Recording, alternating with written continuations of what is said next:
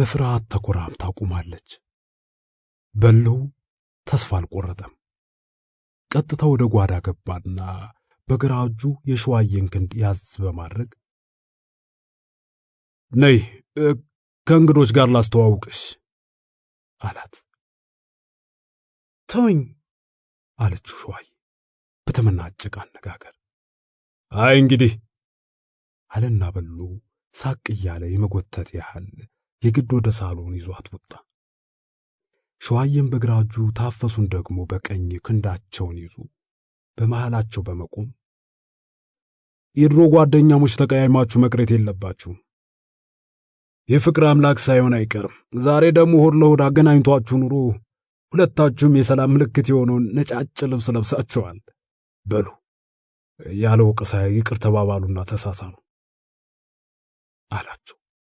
ታፈሱ ፍልቅልቅ ባለ ፈገግታ የሸዋዬን አንገት ለማቀፍ እጆቿን ዘርግታ ጠጋ ስትል ሸዋዬ ግን አንዳች አስቀያሚ ነገር ያየች ይመስል ፊቷን ኩስትርትር አድርጋ እንዳትጠጊኝ አለችና ወደ ኋላዋ ፈግፈግ አለች። ውይ ምን ነው ሸዋዬ አለቻት ታፈሱ በልመና አነጋገር። በቃ አልፈልግሽም። እኔ ግን ፈልግሻለሁ። ግድ አለች አንገቷን ሰገግ አድርጋ በቅንድቧ ስር ታፈሱን እያየች።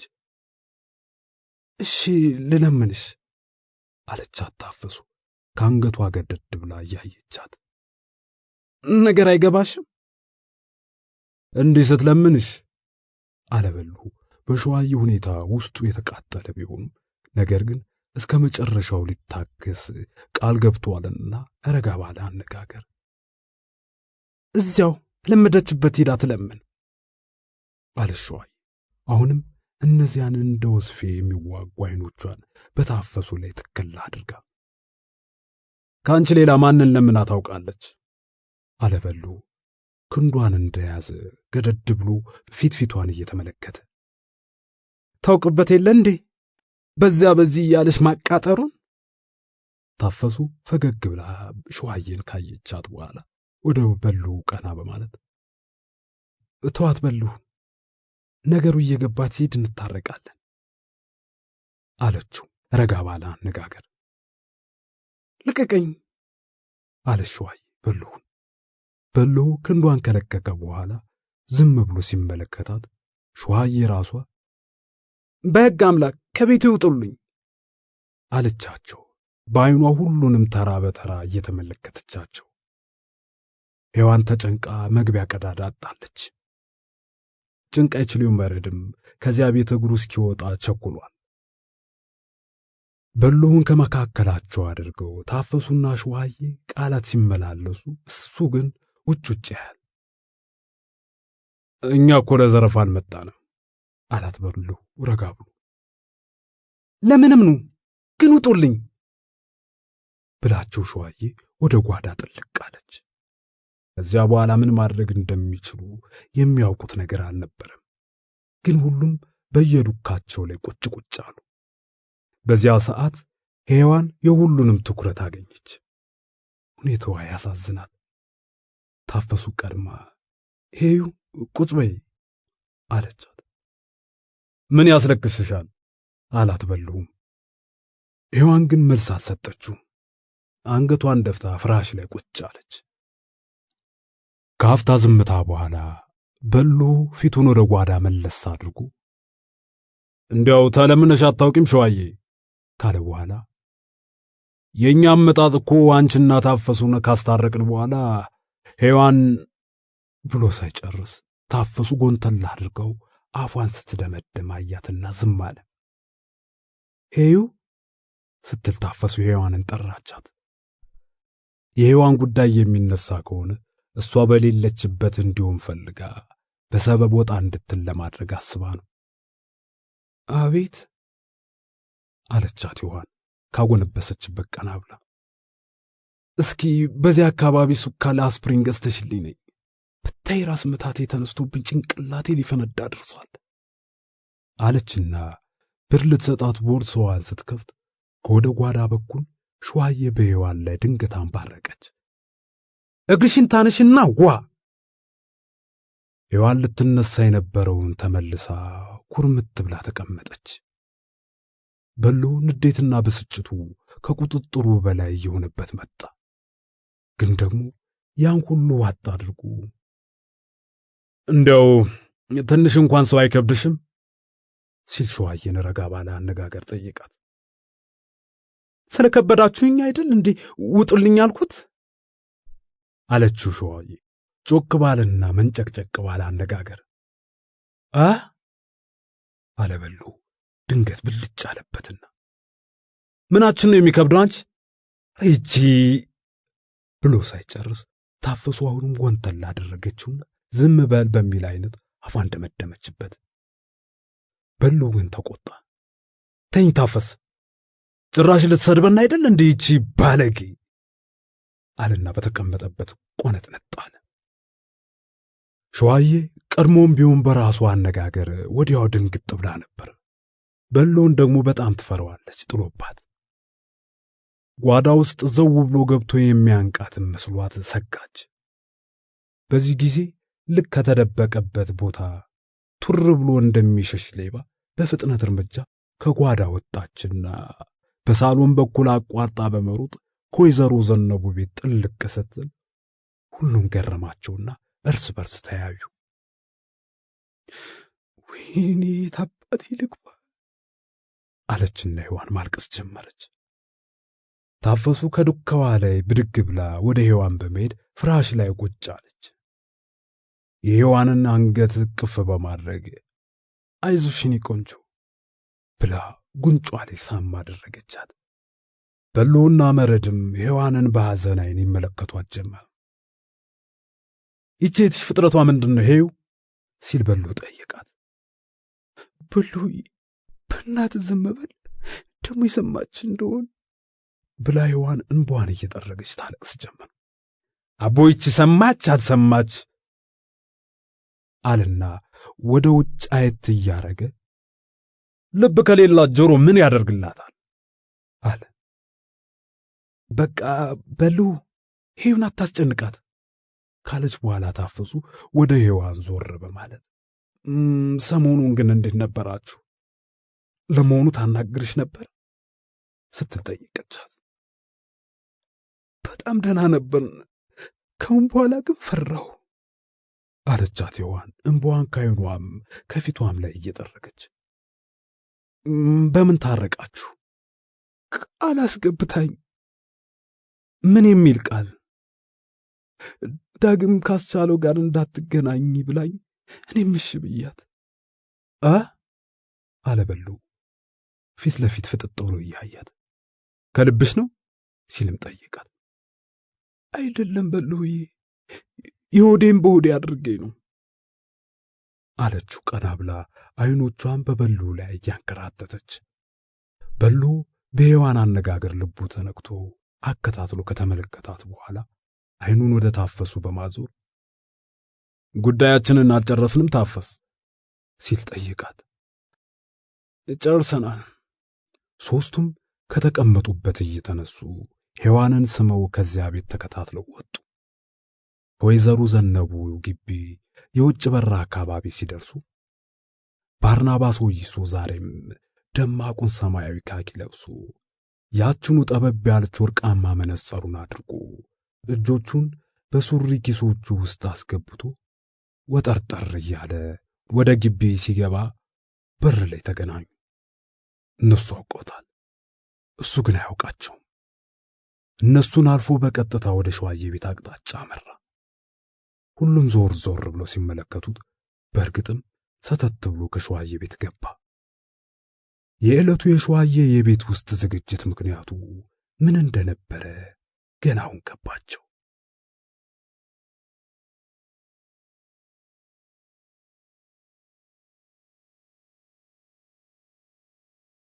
ምዕራፍ 3 ዲላ ሆስፒታል ውስጥ አንድ አነጋጋሪ የሆነ ክስተት ተፈጠረ። ሰበቡ የጤና ጥበቃ ሚኒስቴር ከየጤና ተቋማቱ ነርሶችን አወዳድሮ ከሚቀጥለው የትምህርት ዘመን ጀምሮ በጤና መኮንንነት ለማሰልጠን ባወጣው ማስታወቂያ መሰረት ከዲላ ሆስፒታል የተመረጠውን ነርስ የማወቅ ውጤት ነው። የመወዳደሪያ ዋነኛ መስፈርት የአገልግሎት ዘመን ሲሆን በማስታወቂያው ላይ የተጠየቀው አነስተኛ የአገልግሎት ዘመን 5 ዓመት ሆኖ ሳለ የተመረጠው ነርስ ግን 3 ዓመት እንኳን ያልሞላው ሆኖ ተገኘ። ይህ ሁኔታ እንኳንስ መስፈርቱን የሚያሟሉ ነርሶችን ውድድሩ የማይመለከታቸውንም የሆስፒታሉ ሰራተኞች ሁሉ ክፉኛ አስቆጫቸው። ተመራጩ ነርስ የውድድሩን መስፈርት ካለማሟላቱም በላይ በሆስፒታሉ ውስጥ የሙያ አገልግሎት የሚሰጥባቸው ቀናት እንኳን እጅግ የተወሰኑ ነበሩ። በአውራጃው የወጣቶች ማህበር ጽሕፈት ቤት ውስጥ የአንድ ዘርፍ ኃላፊ በመሆኑ በመደበኛ ሥራው ላይ አዘውትሮ አይገኝም። ከጤና ባለሙያነቱ ይልቅ ፖለቲከኛነቱ ያመዝናል። ከዚህም ማንነቱ የተነሳ በሰራተኞቹ ዘንድ አይወደድም። ጆሮ የሚል ቅጽል ስም ወጥቶለት ሰዎች ሁሉ ይሸሹታል። እሱ ባለበት ወሬ አይሞከርም። እንዲያውም ወደ ሆስፒታሉ ብቅ ባይል የብዙ ሰራተኞች ፍላጎት ነው። ዛሬ ለከፍተኛ የሙያ ስልጠና የተመረጠበት ሁኔታ ቢያስቆጫቸውም በዚህ ሰበብ ከመሃላቸው በመውጣቱ የተደሰቱም አይጠፉም። ላስቻለው ግን ይህ አይዋጥለትም። ጆሮ ለ2 እና ለ3 ዓመታት ከአካባቢው ገለል ቢልም ኮርሱን ሲጨርስ ይበልጥ አብጦና ተኮፍሶ መመለሱ እንደማይቀር ይገነዘባል። የሱ ጭንቀት ጆሮ በማይመለከተው ውድድር ውስጥ ገብቶ ጭራሽ አሸናፊ የሆነበት ሁኔታ ነው። ፍላጎቱም የራሱን መብትና ጥቅም ለማስከበር መንቀሳቀስ ነው። ይህን ጥረት ለብቻው ከማድረግ ይልቅ እንደሱ ጉዳዩ የሚመለከታቸውን ለማስተባበር ሞክሮ ነበር። ነገር ግን አልተሳካለትም። ሁሉም የሰጡት ምላሽ ማን ሊሰማኝ፣ ምን ለውጥ ሊመጣ፣ ምን ሕግ አለና ወዘተ የሚሉ ተስፋ አስቆራጭ ቃላቶችን ነበር። ይህ አይነቱ የሰዎች አመለካከት ያስቻለው የዘወትር ራስ ምታቱ ነው። ገዢዎች በሕዝብ ላይ ከሚፈጽሙት ግፍና በደል የበለጠ የዜጎች ልበሙትነት ያበሳጨዋል። መብትና ጥቅምን በፍቃደኝነት አሳልፎ የመስጠት ጅልነት ያንገበግበዋል። አሁን ሲቆሏት ኋላ እንደሚቆረጥሟት እንደማታውቀው ጥሬ መብቱ ሲረገጥ ጥቅሙ ሲጨፈለቅ ዝም ብሎ የሚመለከት ሰው አንጀቱን ያቆስለዋል። ሰው እንዴት ሰሚ በሌለበት፣ ሕግ በማይከበርበት፣ ግፍና በደል በተንሰራፋበት፣ አድሎና ጭቆና በነገሰበት፣ አቤት ቢባል ፍትህ በማይገኝበት ሥርዓት ውስጥ ለመኖር ፈቃደኛ ይሆናል? በዚህ ሁኔታ ውስጥ እየኖረስ እንዴት ሰው ነኝ ብሎ ያስባል? ይላል ዘወትር። ምንም እንኳን ሰውን ሁሉ ለዚህ አይነቱ የአመለካከትና የአስተሳሰብ ዝቅጠት ያበቃውን ታሪካዊ መነሻ የሚያውቀው ቢሆንም ግን እስከ መቼ ለሚል ጥያቄ መልስ እያጣ በእጅጉ ያዝናል፣ ይበሳጫል። ያሙኑ አስቻለው ወትሮ እንደሚያደርገው ሁሉ የበኩሉን ድርሻ ከመወጣት ወደ ኋላ አላለም። በዕለተ ሐሙስ ከጠዋቱ 1 ሰዓት ጀምሮ እስከ ቀኑ 9 ሰዓት ባለው ፈረቃ ስራውን ሲያከናውን ውሎ ወዲያው ወደ ቤቱ መሄድ አልፈለገም። በቀጥታ ወደ ሆስፒታሉ የአስተዳደር አገልግሎት ኃላፊ ቢሮ አመራ፣ ወደ ባርናባስ። በሩን ከፈት አድርጎ ወደ ውስጥ አየት ሲያደርግ ባርናባስ ወይሶ በጠረጴዛው ላይ አጎንብሶ ይጽፋል። አለባበሱ ያው የተለመደው ነው። በሩ ሲከፈት ሰምቶ ዞር ሲል አስቻለው የበሩን እጀታ እንደያዘ በር ላይ ቆሞ አየው። አቤት አለው፣ አይኑን ባስቻለው ላይ እንደተከለ። ላነጋግር ፈልጌ ነበር። ባርናባስ ፈጥሮ መልስ አልሰጠውም። ለአፍታ ያህል መልከት ካለው በኋላ እጅግ በቀዘቀዘ ስሜት ትችላለህ አለና በእጁ ወደ እንግዳ ወንበር አመለከተው። አስቻለው ገባ። ከእንግዳ ወንበሮች መካከል አንዷን ሳብ አድርጎ ቁጭ አለና ባርናባስን በጥርጣሬ ያዩ ጀመር። ምን ልርዳ ሲል ጠየቀው። ባርናባስ መነጽሩን አውልቆ ጠረጴዛ ላይ ቁጭ እያደረገ ለእጩ ጤና መኮንንነት ኮርስ ውድድር ተመዝግቤ ነበር። አለው ባርናባስ በሾፋ አነጋገር። በውጤቱ አልተደሰትኩም። ምን ጠብቀህ ነበር? እመረጣለሁ ብዬ ነበራ። ዝም ብሎ መመረጥ አለ እንዴ? ዝም ብዬም አይደለም። በወጣው ማስታወቂያ መሰረት ከሆነ በአገልግሎት እኔ እበልጣለሁ። እንዲያውም 2 ዓመት ትርፍ አለኝ። የተመረጠው ነርስ ግን ጭራሽ ከመስፈርቱ አነስተኛ መነሻ እንኳን ለመድረስ 2 ዓመት እንደሚቀረው አውቃለሁ። ታዲያ እንዴት ዝም ብለህ ትለኛለህ? ሲል ግንባሩን ቋጠር አድርጎ ጠየቀው። ለመሆኑ በማስታወቂያው ላይ የተጠየቀው መስፈርት የአገልግሎት ዘመን ብቻ ነው እንዴ? ልጣፎችም አሉት። ነገር ግን ዋናው መስፈርት የአገልግሎት ዘመን መሆኑን ማስታወቂያው በግልጽ አስቀምጦታል። ልጣፍ ስትል አለና ባርናባስ አይኑን ፈጠጥ አደረገ። በቃ ልጣፎች ማለቴ ነው፣ ለፍርደ ገምድልነት ምክንያት የሚሆኑ እንጂ ዋናውን መስፈርት የማያሽሩ። ባርናባስም አይኑን ፈጠጠ። ቀይ ፊቱ የባሰ ደም መምሰል ጀመረ። አፍንጫው ነፋ ሞሽሽ አለ። ወደ ጠረጴዛው መለስ ብሎ እጆቹን አቆላልፎ ተደገፈና ጉልህ አበይታዊ ተሳትፎ ያደረገ የሚለው መስፈርት ማለት ነው ሲል አስቻለውን ጠየቀው። ይሄ አላልኩም፣ ግን ከሙያው ጋር የማይሄዱትን በሙሉ ማለቴ ነው አለው አስቻለው፣ እሱም ጠረጴዛውን እየተደገፈ። ሁለቱም ተፋጠጡ። አይን ማኒስበር በሚል የሚጠባበቁ ይመስላሉ። ባርናባስ እንደገና ወደ ኋላ ወንበሩን ተደግፎ በረጅሙ ተነፈሰና ለማንኛውም አንተና የተመረጠው ጓድ በምንም መንገድ አንድ ልትሆኑ አትችሉም አለው። ምን አገናኝተው ሳለ ዶክተር ፈርጠም ባለ አስቻለው መለስ አደረገና ግን የዛሬው የተለየ ችግር ምን ሆኖ ነው እኔን የፈለከኝ? ስሜትህም ጥሩ እንዳልሆነ ይሰማኛል ሲል ጠየቀው። የዚህ የጤና መኮንንነት ኮርስ ውድድር ውጤት አናደደኝ። አንተ ደግሞ የሆስፒታሉ ሜዲካል ዳይሬክተር ነህና ቢያንስ ሙያ ነክ በሆነ ጉዳዮች ላይ እንዴት የመወሰን ስልጣን እንዳጣህ ሊገባኝ አልቻለም። አመጣጤም ለእኔ የማይገባኝ የተለየ ችግር ካለብህ ብትገልጽልኝና ቁርጡን አውቄ ባርፍ ብዬ ነው። ምናልባት ተገቢ ያልሆነ ጥያቄ አቅርቤልህ ከሆነ ይቅርታ አለው። የይቅርታ ጥያቄው ከልብ የመነጨ መሆኑን በሚገልጽ አስተያየት እያየው ዶክተር ደጀኔ ያስቻለው ጥያቄ ተገቢ መሆኑንና የዛሬም አመጣጡ ለዚሁ ጉዳይ ሊሆን እንደሚችል ገና ሲገባ ጠርጥሮ ስለነበረ ሐሳቡ እንግዳ አልሆነበትም። ብዕሩን ከጠረጴዛው ላይ አንስቶ በጣቶቹ መሃል እያሽከረከረ በረጅሙ ተነፈሰና ከፍ አይደል አለው አስቻለውን በይቅርታ ዓይን እያየ። ተቃጠልኩ፣ እንዲያውም አመመኝ። ዶክተር ደጀኔ አሁንም በረጅሙ ተነፈሰና አይፈረድብህም አስቻለው ብሎት በሁለት የእጁ መዳፎች ሙሉ ፊቱን ሸፍኖ ያስብ ጀመር። ዶክተር ሲል አስቻለው ከሐሳቡ መለሰው። ዶክተር ደጀኔ አስቻለው የሚለውን ለመስማት ትኩር ብሎ እያየው ሳለ አስቻለው ቀጠለ። ይህን ውሳኔ እኮ እንደማታምንበት ልቤ ይረዳል። እንደሚያስጨንቅህም እገነዘባለሁ። በዚህ ምክንያት ለወቅስህም አልመጣሁም። የቆጨኝ ግን በዚህ ጉዳይ ላይ ሳነጋግረው ባርናባስ የሰጠኝ ምላሽ ብሎ ሳይጨርስ ዶክተር ደጀኔ ድንገት አቋረጠው።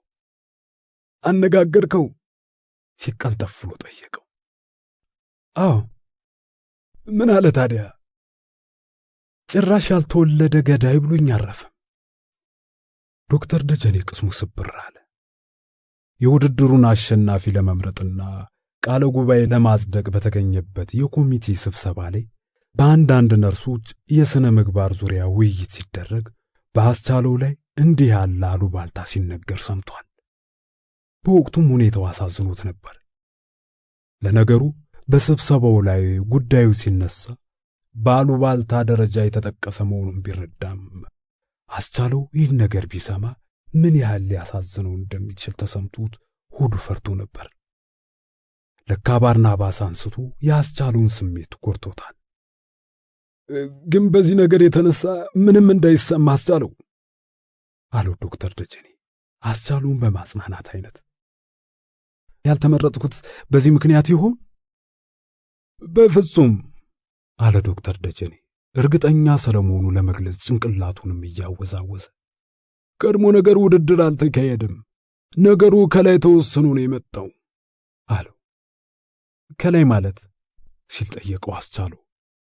በእርግጥ የቃሉ ትርጉም ጠፍቶት አልነበረም። ነገር ግን ከዚያው ከአውራጃው ወይስ ከክፍለ ሀገር አሊያም ከማዕከል ለማለት ፈልጎ እንጂ።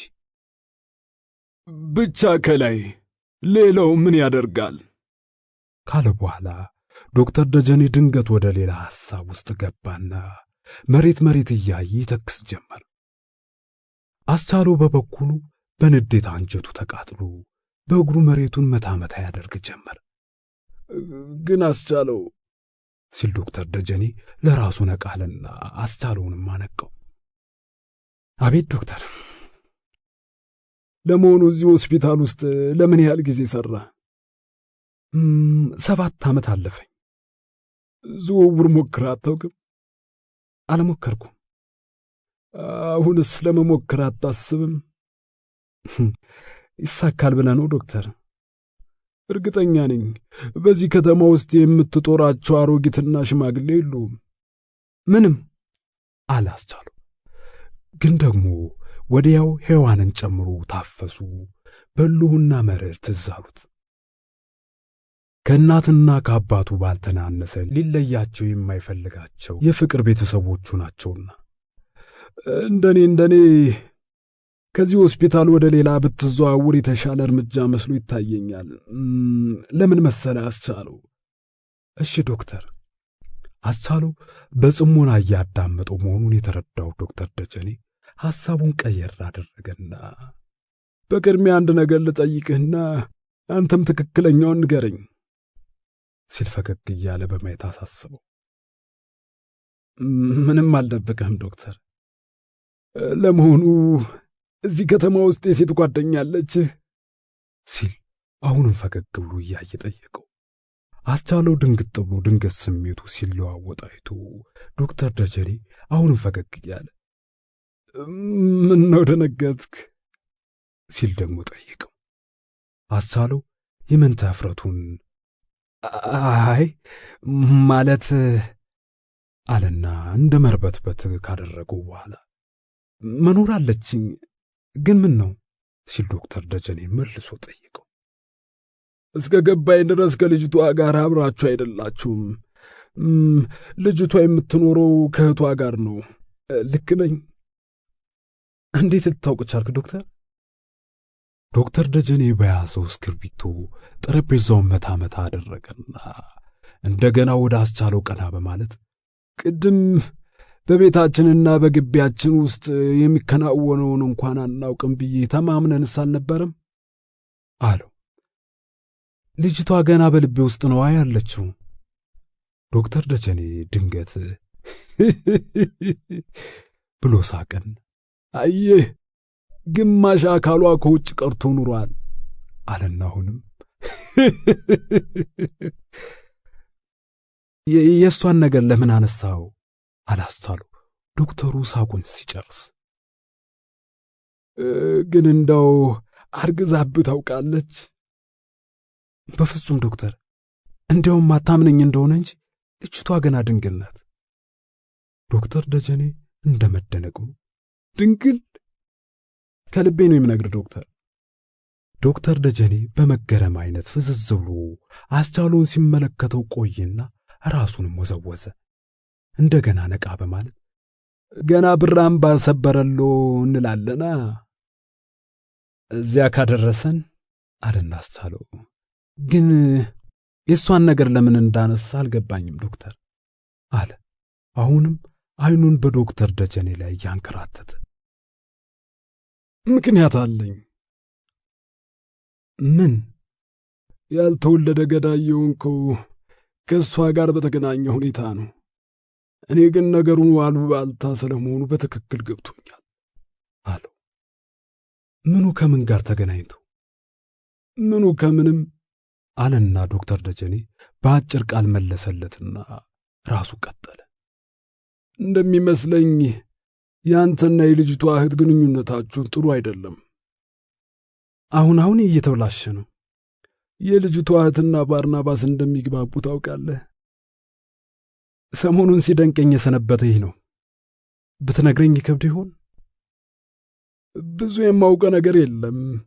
አንድ ቀን ግን እኔና ባርናባስ ከተማው ውስጥ አብረን ስንዘዋወር መንገድ ላይ ከአንድ ሴት ጋር ተነጋግሮ ወደ እኔ እንደመጣ ይቺ ሴት መምህርት ናት።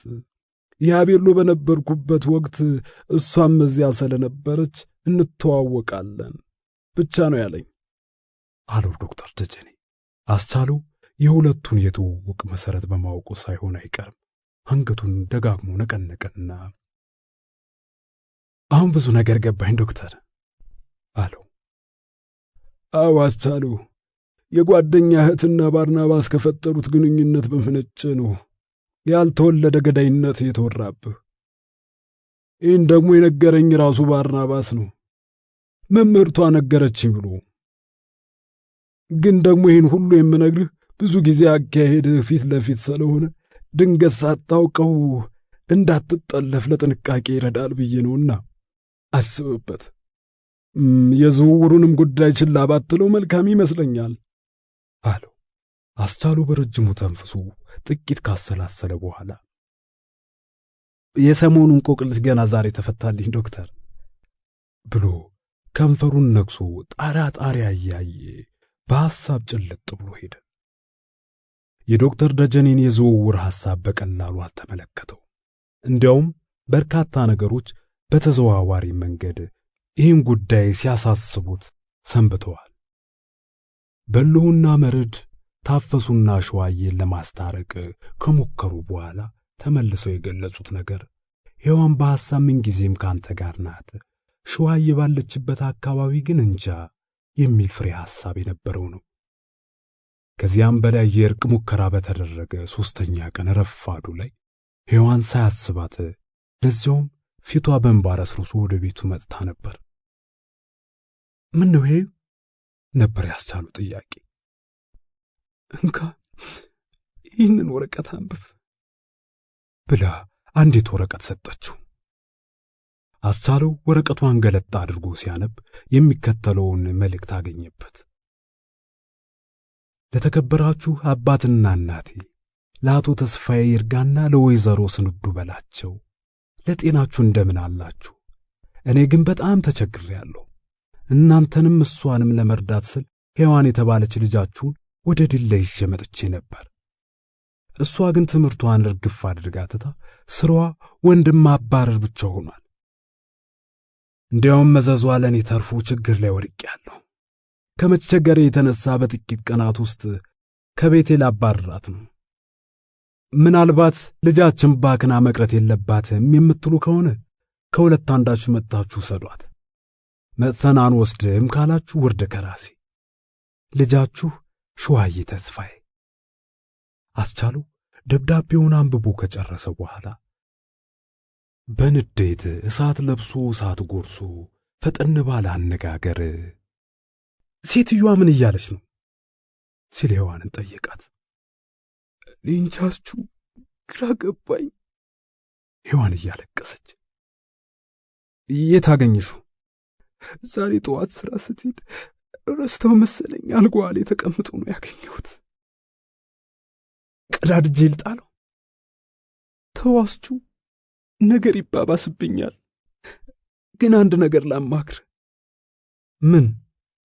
በቃ አንተም ወደዛ ቤት አትምጣ፣ እኔም ከዚህ ቤት ልቅር። እስከ መቼ? ጊዜና ቦታ እስኪገጥመን ድረስ ብለው ነበር። አስቻለው ይህን ሁሉ በሐሳቡ ከቃኘ በኋላ ለመሆኑ ዝውውሩስ በቀላል ይሳካል ብለህ ነው ዶክተር? በማለት ዶክተር ደጀኔን ጠየቀው። መሞከሩ ጥሩ ነው። አሁን ደግሞ ይካቲት እየገባ ነውና የዝውውር ፎርም መሙያው ጊዜ ስለሆነ አታሳልፈው። አንተ ልትረዳኝ የምችለው ነገር ሊኖር ይችል ይሆን? ዶክተር ደጀኔ ለአስቻለው መልስ ከመስጠቱ በፊት ትክዝ ብሎ ያስብ ጀመር። እስክርቢቶውን በጣቶቹ ውስጥ ይዞ እያሽከረከረ በታችኛው ጥርሱ የላይኛውን ከንፈሩን ነክሶ ወደ ጠረጴዛው ያይጀመር። ይህን ያህልም አትጨነቅ ዶክተር። ምናልባት ዝውውር ብጠይቅ እንኳን በዚሁ ባርናባስ በሚባል ሰው ተንኮል ሊጨናገፍ የሚችል ነገር ቢኖርልህ ልትከላከልልኝ የምችልበት መንገድ ካለ ብዬ እንጂ የተለየ ብሎ አስቻለው ሳይጨርስ ዶክተር ደጀኔ ያቋረጠው። አንድ ነገር ማድረግ እችል ይመስለኛል። ምን ይሆን ዶክተር? የዋናው መስሪያ ቤት አስተዳደር አገልግሎት ኃላፊ በቅርብ የማውቀው ሰው ነው። ዝውውሩ ደግሞ በማዕከል ስለሚፈጸም የገጠመህን ማህበራዊ ችግር ሁሉ ብነግረውና ስራውን እስካላበላሸበት ድረስ ሊረዳ ቢሞክር ደስ ይለኛል። ግን ደግሞ ፈጠን ያልክ እንደሆነ ነው አለው። ፈጠን ማለት ሲል ጠየቅ አስቻለው። ማለቴ አለና ዶክተር ደጀኔ እንደገና አመነታ። ፊቱንን ክፍት እያለው ሲሄድ ውስጡን የሚያስጨንቀው ነገር ያለ ይመስላል። እንደምንም ራሱን አረጋግቶ በቅርቡ ወደ አዲስ አበባ የምትሄድ ከሆነ ማስታወሻ ልጻፍልህና ሰውየውን አግኙ። ምናልባት በሚሰጥ ምላሽ መሰረት ሌላ አማራጭ እንፈልግ ይሆናል። ፍጠን ያልኩ ግን ያለ ምክንያት አይደለም። በሆዴ አንድ ሚስጥር ስላለ ነው። አምናለሁና ብነግርህ ቅር አይለኝም አለው በደረቁ ፈገግ እያለ። ምን ይሆን ዶክተር? እኔም በበኩሌ እየፈጠንኩ ነው ማለት አላስቻለው ለሚሰማው ነገር እየጓጓ። አንተን ከዚያ ሀገር ተዘዋውረህ ሂድ ስል የኔም ልብ ቀድሞ መሸፈቱን ልነግርህ ወደድኩ። ወዴት? አላስቻለው ግራ ገባ እያለው። ራቅ ወዳለ ቦታ አለና ዶክተር ደጀኔ ድንገት አይኑ በእንባ ሞላ። ከሀገር ውጭ? አዎ፣ ስደት፣ ከህሊና ቀኝ አገዛዝ ነፃ ለመውጣት።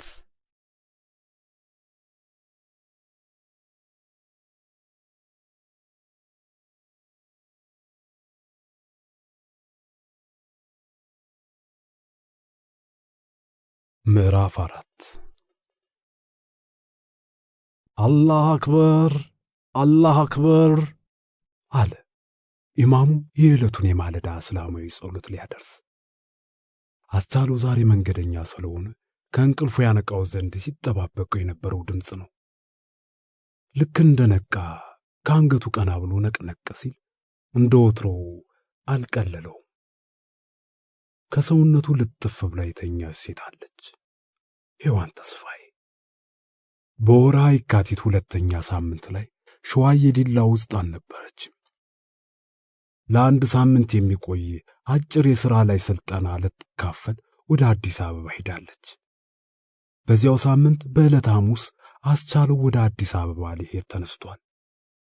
ለጤና ጥበቃ ሚኒስቴር ዋና መስሪያ ቤት የዝውውር ጥያቄ ሊያቀርብ። በአስገዳጅ ሁኔታ ግንኙነታቸውን ለጊዜው ለማቋረጥ ወስነው የነበሩት አስቻለውና ሔዋን ለዚያች ዕለት የጋራ ቃላቸውን በጋራ አፍርሰዋል። የሸዋዬን አለመኖር አጋጣሚ ተጠቅመው አብረው ለማደር። በዚሁ መሰረት ትናንትና ምሽት ላይ አስቻለውና በሉ ከቤቷ አምጥተዋት ሔዋን በአስቻለው ቤት በአስቻለው አልጋ ላይ ከአስቻለው ጋር አድራለች። አስቻለው መብራት አብርቶ የሔዋንን አስተኛኘት አየት ሲያደርገው አሳዘነችው። አንድ እግሯን በጭኖቹ መሃል አስገብታ በግራ እጇ አንገቱን እቅፍ፣ በቀኝ እጇ ደግሞ ወገቡ ላይ ጥምጥም ብላ ተኝታለች። ከአንገቱ ቀና ብሎ ለአፍታ ያህል ቁልቁል ሲያያት ቆየና ግንባሯ ላይ ሳም አደረጋት። ምናልባት በእንቅልፍ ሰመመን ውስጥ ሆና ያስቻለው እንቅስቃሴ ተሰምቷት ሳይሆን አይቀርም። ሔዋን አይኗን ገለጥ ስታደርግ ሁለቱም ተያዩ። ነጋ እንዲያስችሁ ስትል ጠየቀችው። ረፍዶ። ሔዋን ከአንገቷ ቀና ብላ ወደ መስኮት አይት ስታደርግ የውጭ ብርሃን የለም። ዋሽህ ብላ ተመልሳ ተኛች። ለኔ ማለት እኮ ነው መንገደኛ አይደለሁ። ህልም እያየሁ ነበር። አስቱ ጥሩ ወይስ መጥፎ? የት እንዳለው አይታወቀኝም፣ ግን እናት ይመስሉኛል።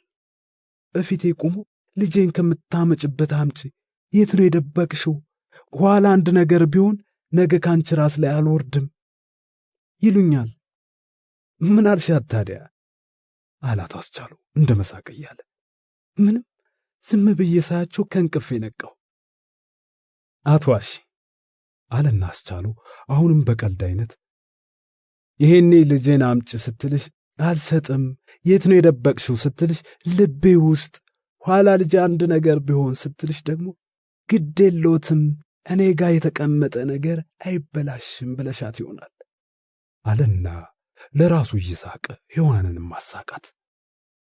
አስቻለው ሳቁን ከጨረሰው በኋላ ወደ ቁም ነገር በመመለስ ይሄኔ እናቴ በሕይወት ብትኖርልኝማ ኑሮ ብዙ ችግሮቼ በቀላሉ ይፈቱ ነበር። በተለይ አንቺን የመሰለች ምራት በማግኘቷ እየተደሰተች አንቺን በማለቴ ለተፈጠረብኝ ችግር መላ ትፈልግልኝ ነበር። ግን ምን ዋጋ አለው? እኔም እሷም ሳንታደል ቀረርና በልጇ ሐዘን ተቃጥላ ሞተች አላት። እውነትም በመጥፎ ትዝታ ፊቱን እየከፋው። ልጅ ሙቶባቸው ነበር? ያውም የኔ ታላቅ፣ እሷንም እኔንም በገንዘብ ይረዳን የነበረው እውሮች ለምን አየህ ብለው ገደሉት አላት። እውሮች አለችዋል። አባባሉ ግራ ገባ ብሏት። ዓይን ቢኖራቸውም ማስተዋል የጎደላቸው ሕሊና ቢሶች አለና ያን አሰቃቂ የቀይ ሽብር ዘመን በዓይነ ሕሊናው ለአፍታ ያህል ዳሰሳ አደረገው። እየነጋ ነው ሄዩ አላት ከሐሳቡ መለስ ሲል። ትሄዳችሁ? በቅድሚያ ግን ይወጭ በይኝ ብሎ ዓይኖቹን ፈዘዛ አድርጎ ሲመለከታት ምላሹን ሰጠች። አንገቱን እቅፍ አድርጋ ከንፈሮቿን በከንፈሩ ላይ ጣል አደረገቻቸው። ወሰደችው። ዓይኖቻቸው ተስለመለሙ፣ ሰውነታቸው ሞቀ።